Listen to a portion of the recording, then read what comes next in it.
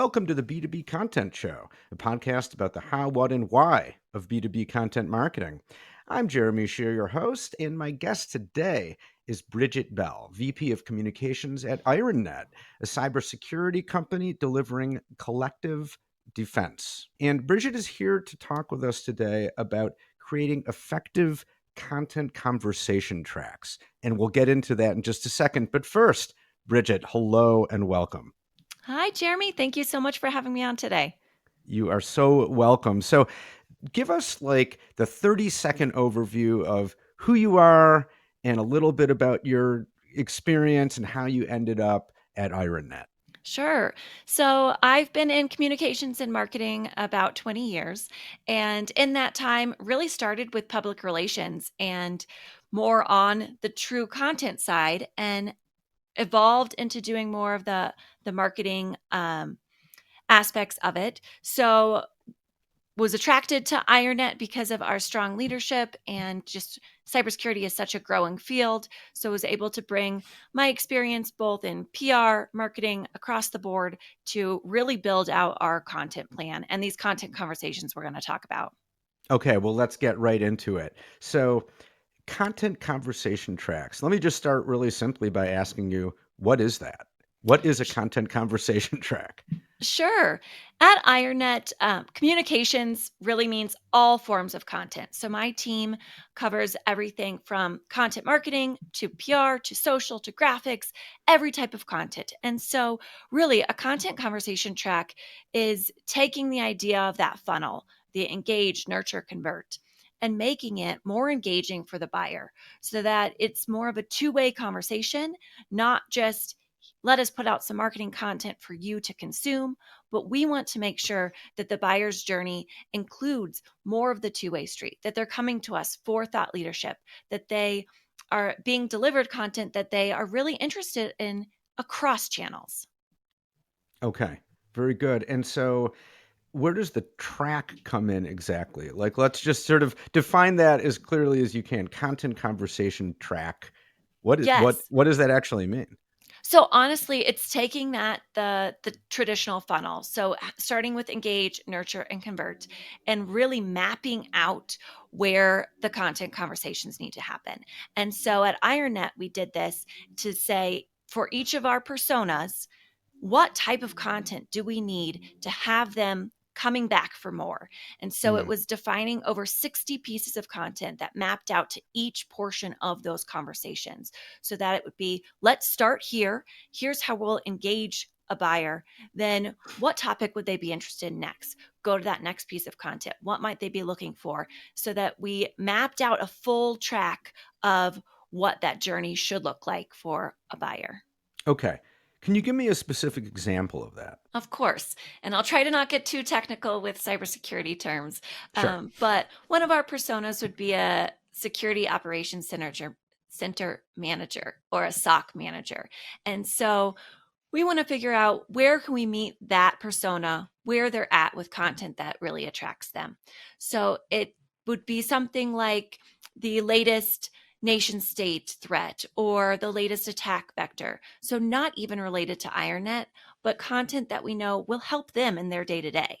So we might write a blog on that or do a video on that, put that out there. Again, our best performing content is really the thought leadership content that does not directly tie to IronNet. So we understand what content they're looking for to start that conversation. So that's the strategic engage or the engage step. Then once they get more familiar with our threat research, so what we're doing out there in the cyberspace, then we start to pull in a little bit more of the IronNet specific content. So we might have an article that talks about threats, but then talks more about our collective defense in our platform. Then we might have a webinar that is the latest how-tos for SOC managers.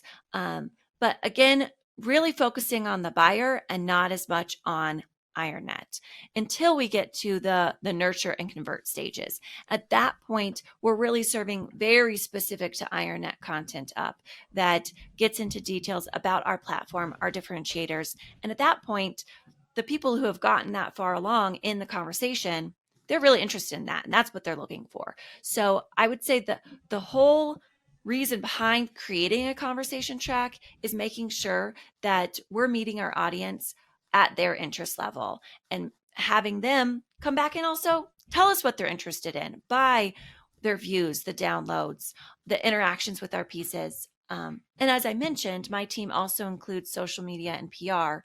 And so Hmm. being able to weave in a lot of social interaction and what we're doing with media into that content so that it's not just based on emails and webinars and lead generation.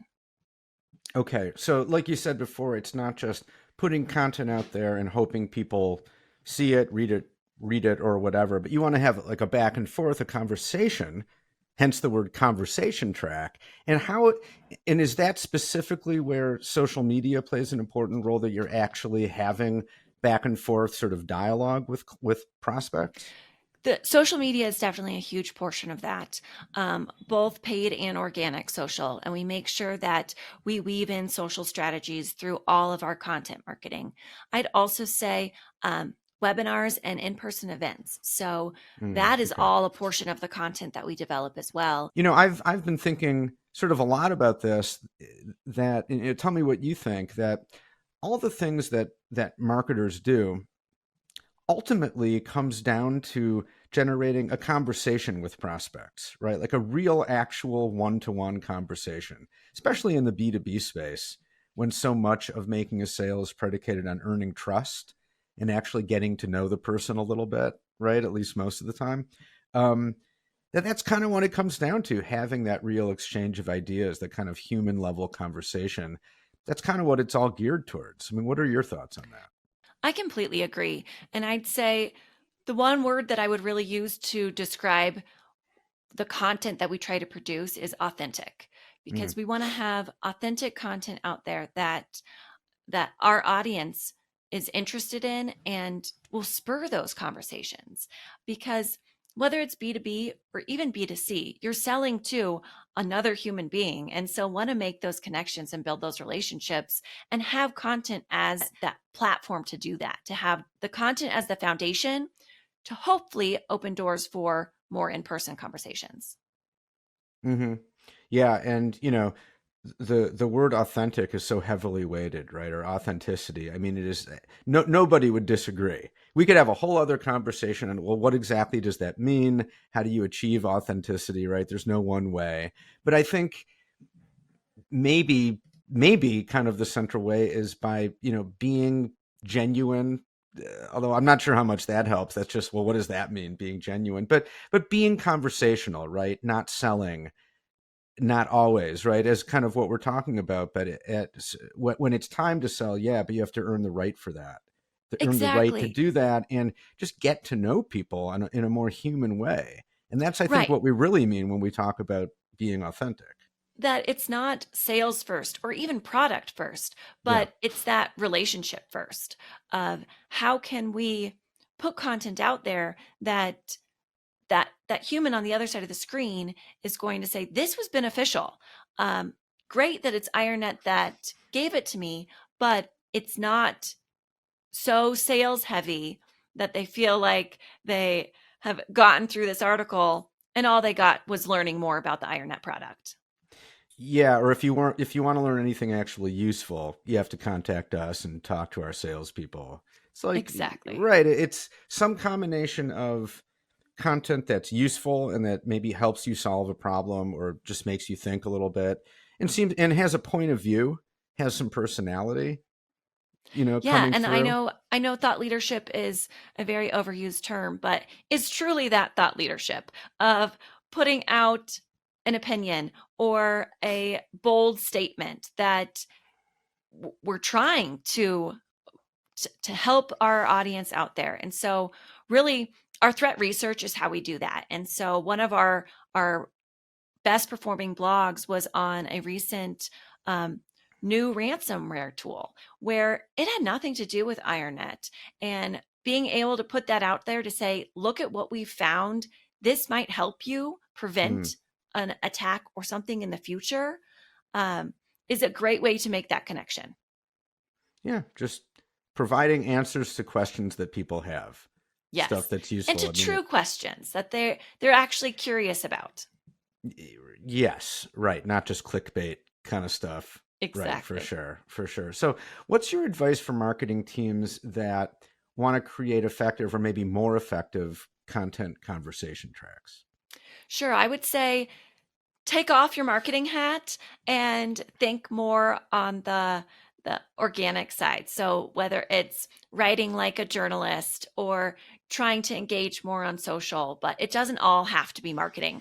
When it comes to creating a content conversation track, focus more on that conversation than the content marketing side of it. Great. Well, Bridget, thank you so much for that, for all your great insights. Really great conversation. I was entertained. I had fun. So I think we created some good, fun, entertaining content, and that's all due to you and the energy you brought. So thank you so much. I sure hope so. Yeah, thank you so much for having me. It was a great opportunity to speak with you today.